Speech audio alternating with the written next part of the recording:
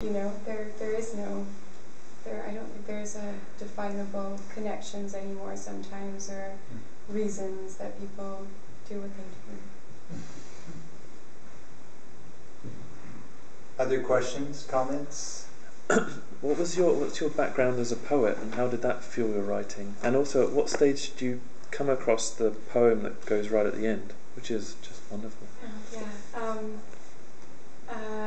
Well, I've always written poetry and fiction simultaneously from the time I was a little girl, and I never really felt that I needed or to define what roles or they played, or differentiate really people. Sometimes I would feel like writing a poem, and sometimes I felt like writing a story, and I think of them very differently. I think of poetry as such a wonderful opportunity to sort of zero in very specifically, like a microscope, and just concentrate on something very particularly. And that novel seems to me such a wonderful way of looking at relations between things,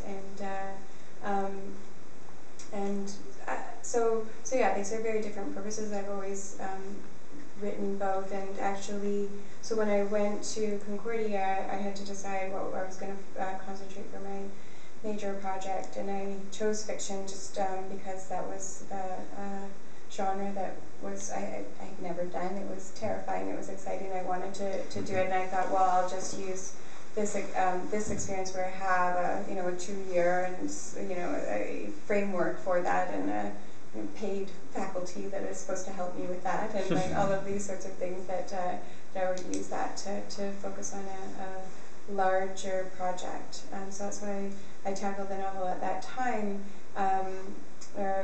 Started to, but at the same time I was writing. I was taking the creative writing workshops, or poetry workshops, at Concordia. I did a wonderful workshop with Stephanie Bolster, who I know you've had here, and so I was writing poetry throughout as well. And when I came to the end of that program in 2005, I was nowhere close to having my novel at a state where I was really confident with it, but I put together a collection of poetry that I was writing really simultaneously, and that came out in 2008. So now it's interesting, because people say, like, I know you're a poet first and you're a novelist, and that's just not how it happened at all. But that novel really began before most of the poems that are now in my 2 collections were written. So and the poem in the book, that comes in. The father quotes it. He has times I say he always had bits of stories and poems of everything he ever read floating around in his mind.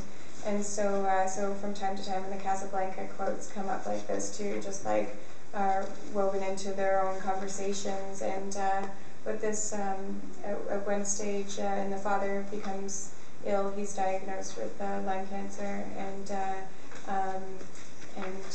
one night before bed, he just pauses and he says, "Remember me when I am dead. Think of me when I am dead." He said, "Where did that come from?" And so this idea of just all the different fragments that we accumulate, and but I think that's really an important poem for me for the book, in terms of, and in a way it ties in to me with the title as well, of just I think I was hoping with the title to sort of capture the ambiguity, or sort of dangerous ambiguity of simplification, really, of like when I think the "Remember me when I am dead, simplify me when I am dead" is such it's a real impulse for art, in a sense of finding some simple way to articulate and share our experiences, but the dangerous side, of course, is sentimentalism that turns into a dangerous nationalism, that turns into the propaganda, which that comes from the quote from from Casablanca, which was a war propaganda film, and so I really wanted to play with that and to hopefully open that up and think about that ambiguity, but the simplification that comes, or that desire, I guess, in that poem to simplify me when I'm dead is I guess the positive interpretation of that simplification process that I feel is really integral to art in that sense. So that's how I read it. Very short question, just a little bit personal. Who was more influenced in your earlier childhood? I suspect they were grandparents, and then because you had a patient just to talk with father, what usually the young people don't have it. So I suspect that you were, just how you could tell it, that in earlier, what I've seen, the ghost and other, but it was fragmented. But maybe could you recollect this and then tell who was really in your because the way of your approach, how you wrote, I suspect this. Oh, the grandparents. The grandparents. No, interestingly, no? I did. I mean, no, I think the most powerful and really only force that I had in my young childhood was my mother, and she was. But she's not exposed. So, no. Yeah. I should make clear that my father's stories are the inspiration for the Vietnam sections, and all of the stories are based on the stories that he told, and then I've obviously elaborated upon them, because at that point that he told me of his experiences, he really couldn't remember. He was a storyteller, but he was not about this. It came in very short and brief, simplified and very basic sort of point of fact, and interrupted by, I don't remember anything anyway. So I just got really sort of like an outline of a few incidents, which then show up in the novel.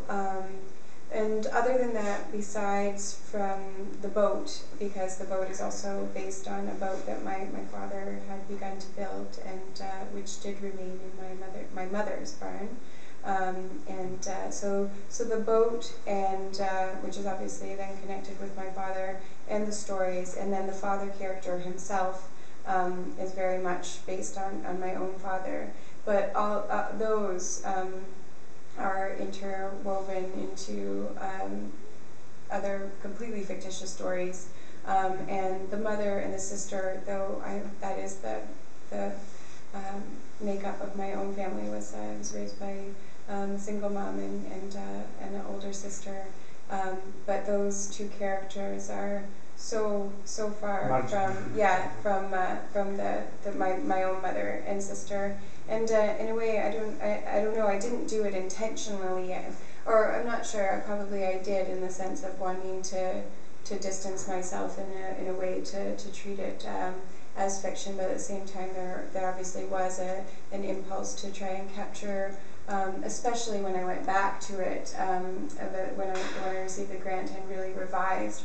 There was, I think that I was able at that time, and I think that another important aspect of that, which also leads to the poem and its importance for me too, was that my father had passed away by then. He passed away in 2008, and so I think that there was that was necessary for me to approach the character and make him the character that he was. That simplification that was the simplification into character was possible only after that my father had passed away, and I don't know if I would have been able to create him as a character in the same way if he was still alive. And so